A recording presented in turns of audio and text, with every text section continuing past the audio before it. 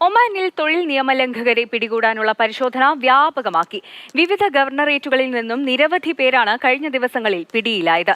Safety and security establishment വിഭാഗത്തിന്റെ സഹായത്തോടെ തൊഴിൽ മന്ത്രാലയം ഉദ്യോഗസ്ഥരാണ് പരിശോധനയ്ക്ക് നേതൃത്വം നൽകുന്നത്.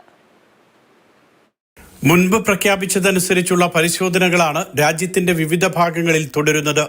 നിയമലംഘകരെ പിടികൂടാൻ ഒമാൻ തൊഴിൽ മന്ത്രാലയത്തിന്റെ നേതൃത്വത്തിലാണ് കർശന പരിശോധന. സഹായവുമായി സേഫ്റ്റി ആൻഡ് സെക്യൂരിറ്റി എസ്റ്റാബ്ലിഷ്മെന്റ് വിഭാഗവുമുണ്ട്. തെക്കൻ ബാത്തിന ഗവർണറേറ്റിലെ ബർക്കയിൽ നിന്ന് 66 അനധികൃത പ്രവാസി തൊഴിലാളികളെ കഴിഞ്ഞ ദിവസം പിടികൂടി. Director general of labour welfare മുഖേന തൊഴിൽ മന്ത്രാലയം നടത്തിയ പരിശോധനയിലാണ് ഇവർ പിടിയിലായത്. ഒമാനിലെ തൊഴിൽ വിപണി ശക്തിപ്പെടുത്തുന്നതിന്റെ ഭാഗമായി നടക്കുന്ന പരിശോധനയിൽ മന്ത്രാലയത്തിന്റെ നിർദ്ദേശങ്ങൾ പാലിക്കാതെ പ്രവർത്തിക്കുന്ന കമ്പനികളെയും സ്ഥാപനങ്ങളെയും തൊഴിലാളികളെയും കണ്ടെത്തുകയാണ് ലക്ഷ്യം. മസ്കറ്റ്, ദോഫാർ, ബാത്തിന ഗവർണറേറ്റുകളിലാണ് ആദ്യഘട്ട പരിശോധന. സ്പോൺസർമാരിൽ നിന്നും മാറി മറ്റുള്ളവർക്ക് വേണ്ടി തൊഴിലെടുക്കുന്നവർ, സ്വന്തം നിലയ്ക്ക് തൊഴിൽ ചെയ്യുന്നവർ, സ്വദേശീവൽക്കരണം നടപ്പാക്കിയ മേഖലകളിൽ ജോലിയെടുക്കുന്ന പ്രവാസികൾ, കൃത്യമായ രേഖകൾ ഇല്ലാത്തതും രേഖകളുടെ കാലാവധി കഴിഞ്ഞവരും അടക്കമുള്ളവരെ പിടികൂടും. തൊഴിൽ താമസ നിയമങ്ങൾ ലംഘിക്കുന്നതിനാൽ വ്യത്യസ്ത കുറ്റങ്ങൾ ഇവർക്കുമേൽ ചുമത്തും.